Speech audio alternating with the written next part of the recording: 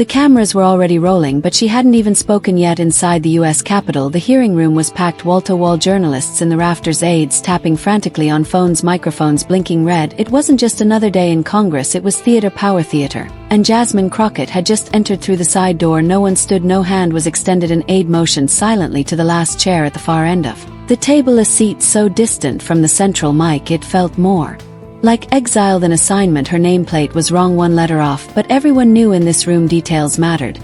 And this one wasn't a mistake, it was a message. She sat slowly, setting down a slim folder, one finger trailing its spine like it held something volatile. Across from her, Republican staffers chuckled, just loud enough for the audio text to catch it, but soft enough to deny it later. The laugh wasn't about a joke, it was about power. Then the room shifted, double doors swung open, and in walked Speaker Mike Johnson. The applause came before the man even reached his chair. Loud, deliberate, a coronation disguised as courtesy. His suit was perfect, his stride almost theatrical, a politician who'd spent years rehearsing the look of legitimacy.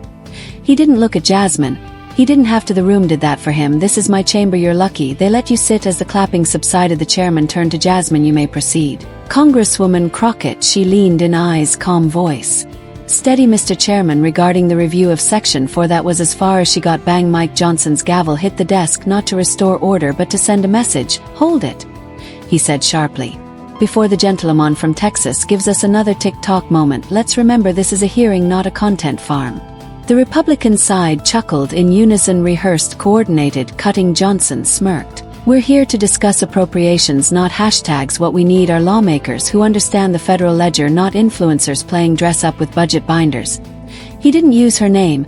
He didn't have to. What he said next landed like a slap wrapped in silk. Some of us built careers on governance, others on viral theatrics. The room was no longer a hearing, it was a setup, a trap, and Jasmine Crockett had been cast as the spectacle. But she didn't react, not with anger, not with defense. She simply watched him. Her eyes never blinked, never strayed, like she was calculating something, measuring something, waiting. And for a split second, just one, Johnson's smirk faltered. He thought he'd silenced her, but what he mistook for silence was precision. She wasn't there to win the room, she was there to rearrange it. And inside that thin folder in front of her, something waited. Not a retort, not a sound bite, a detonation. Mike Johnson didn't stop. He leaned back in his chair like a professor addressing a student. He didn't think belonged in the class. "The gentleman," he said, drawing out the word. As if it didn't quite fit her, "might consider reading the appendix before referencing it again. This isn't a place for grandstanding, it's a budget hearing." Laughter rippled again, not loud, but intentional. "She may be popular online," he added with a shrug, "but here we're dealing with real policy, not Instagram captions." He gestured toward her folder with a smirk. "Not everything can be solved with filters and catchphrases." It wasn't about disagreement, it was dismissal. It was designed to make her smaller, to turn her presence into a punchline. He didn't raise his voice, he didn't have to. The words did the work. But Jasmine didn't flinch, didn't blink, she didn't check her notes, didn't fire back. She simply listened, like someone memorizing the way an opponent moved before delivering the knockout. What looked like silence was strategy. Her hands remained still, but her eyes, they didn't drift, they locked on Johnson's face, calm and unyielding, not with rage, with record. Because while he spoke to cameras, she was speaking to something else, something deeper. The room might not have known it yet, but Jasmine Crockett had come prepared, and every word he threw at her, she filed it away, not as insult, as evidence. The mockery wasn't the end of the story, it was the beginning of his unraveling. "You thought she came to play defense? Think again, because..." While they laughed she read, while they clapped she traced the money. And now the woman they tried to humiliate, she's about to light up the chamber with something they never expected. Receipts, real ones. "Stay with us, because the moment she opens that folder, everything changes." Jasmine Crockett didn't raise her voice, she didn't need to. She reached forward slowly, deliberately, and tapped the folder they had all mocked just minutes earlier. 2 fingers, 2 taps, and the screen at the front of the chamber came to life. No monologue, no drama, just rows of cold clinical numbers glowing under the Congressional seal. "This," she said, voice low but crystal clear, "is a certified audit from the Office of the Inspector General." The room stilled. It outlines over $93 million in expedited infrastructure funds routed through Section 17B. But here's what's unusual. She clicked. 3 company names appeared, no public websites, no visible operations. Each had received a single federal payment, and each company, Jasmine continued, share something else, or should I say someone else. A 4th screen loaded. Grant Holland, political consultant, longtime strategist, and personal friend to Speaker Mike Johnson. In every company, either CEO or majority shareholder. "And the timing?" she asked, letting the silence thicken. 10 days, that's how long it took for each payment to land after meetings with the Speaker's office. She didn't look at him, not yet. Another click, one final document filled the screen. Letterhead from the Speaker's office, single paragraph short, direct signed, proceed immediately, do not delay with formal review. Gasps. This wasn't speculation, this wasn't a theory, this was a blueprint, signed, dated, ordered. And suddenly the table turned, because Jasmine Crockett hadn't just come with questions, she came with answers. They couldn't escape. The folder was damning, but what came next was irreversible. Jasmine didn't gloat, she didn't move. From her seat she simply reached down and pressed a small black button beside her mic. The overhead screen shifted, the data disappeared in its place, a pulsing waveform on a black screen. No intro, no names, just a quiet static. Then a voice, familiar, calm, unmistakable. They don't read the appendix, the voice said. That's the point, we just bury it in line items. No one asks, no one notices. Gasps echoed across the room. Some looked around hoping someone would deny it. No one did. The voice continued, Americans are too busy worrying about gas prices and loans to care where a few million go. We slide it through, always have. Jasmine didn't flinch, her hands rested calmly on the table. She didn't need to explain what they were hearing, because everyone already knew. This wasn't a theory, it wasn't an accusation, it was a confession from the man still sitting at the head of the table, now frozen in place. He didn't move, didn't speak, didn't blink. And for the first time all day, Mike Johnson wasn't holding the room, he was buried beneath it, because the voice wasn't Jasmine's, it was his, and no amount of power could silence a playback. The audio had landed like a missile, but Jasmine wasn't finished. She didn't need outrage, she brought receipts with timestamps. She opened a second folder, clipped, and read 4 printed emails marked with confidential internal routing. Each slid onto the screen one after another. Email 1, subject vendor diversion confirmation, keep external message, move total, via grants vehicle, avoid naming until Q3, use legacy pack format. If questioned, the room tightened. Lawmakers shifted, staffers stopped typing. Email 2, coordinate shell invoices with Holland before disclosure deadline confirmed. Johnson sign off. Jasmine paused, let the words speak. She didn't narrate, she let the ink do that. Email 3, a flowchart, budget line sliced into thirds, caption split into 3 firms to avoid thresholds, rotate signatories. And then came email 4, short, unambiguous, speaker approved, proceed, same structure as February. She looked up. This, she said plainly, is not miscommunication, it's choreography. The gasps were quieter now, not from surprise, but from realization. They weren't hearing a theory, they were watching a map of deception. And the man who approved every step was still sitting at the head of the room, but now no one was looking at him for leadership, they were looking at him like evidence, because this wasn't a paperwork error, it was a plan, and Jasmine Crockett, she had just made it public. The documents were still glowing on the screen, but Mike Johnson was unraveling in real time. He slammed his hand on the desk, the sound cracked through the chamber like thunder. Then came the shouting. You're disgracing this institution.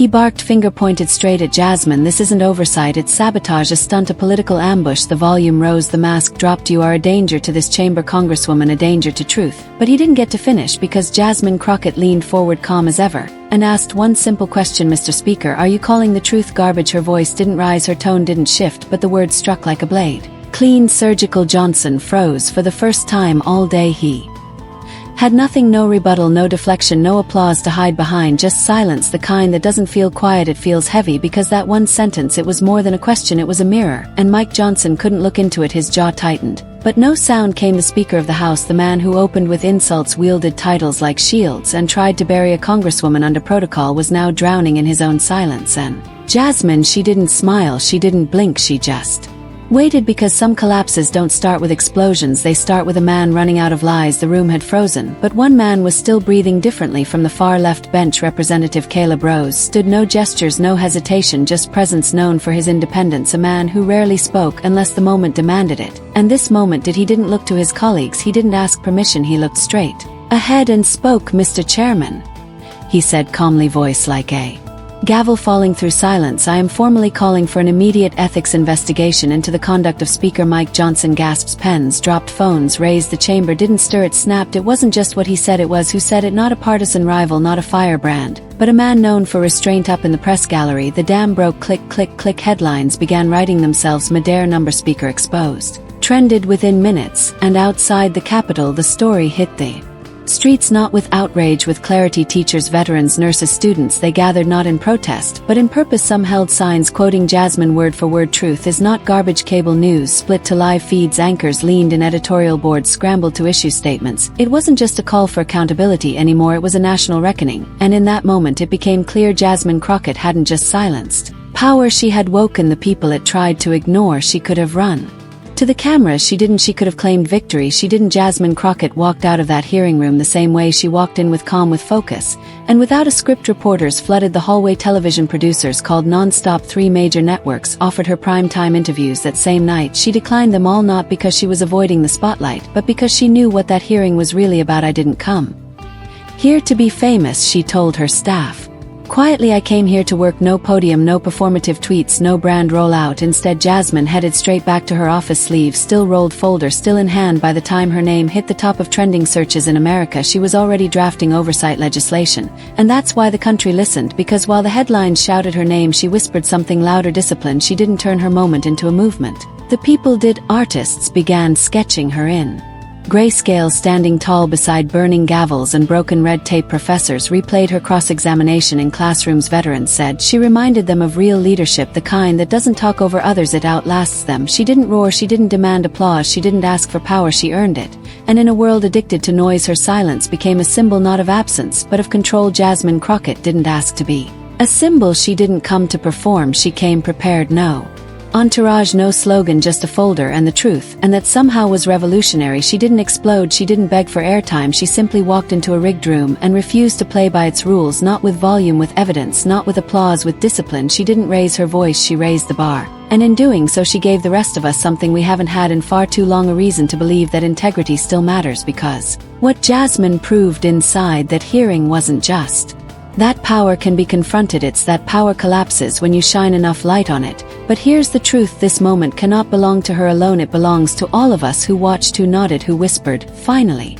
Because if one woman can sit at the edge of a table, misspelled name, broken mic, and still flip the entire room, then we can't afford to keep sitting down hoping someone else will do it again. Jasmine didn't need to be loud, she needed to be clear. And now that she has been, the next move is ours. Right call, organize, ask your representatives where they were when the speaker went silent. Support ethics reform, not just when it's trending, but when it's buried under amendments. Tell your kids about the day someone proved silence can be more powerful than shouting, because democracy doesn't survive on heroes, it survives on action. And the most dangerous thing we can do is forget what we saw. So don't forget, don't let this become just another clip, don't scroll past it like it didn't happen. Stand, speak, push, because Jasmine Crockett stood up and the country followed. Now it's your turn. Thank you for staying with us through this story. If it moved you, share it, talk about it, and remember, silence isn't strength. Thanks for watching and see you in the next video.